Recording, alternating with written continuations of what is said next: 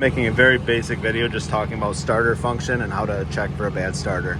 So once you get to your starter, I'll show you on the new one here. I've already confirmed this one is bad. Make sure you have power going to the main lead here. So check for power at the main terminal here. This one's nice, you can check actual battery voltage, make sure it's close to what you're getting at the positive terminal.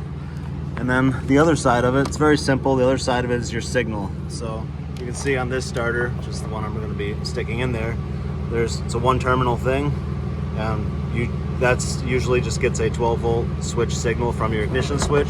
So if you have someone inside the car and then you get to the plug here and you put a test light on that like this while someone else cranks it, if you see power there, that's your signal. So here it is. See, it lights up, so I do have a good signal there. So that confirms that.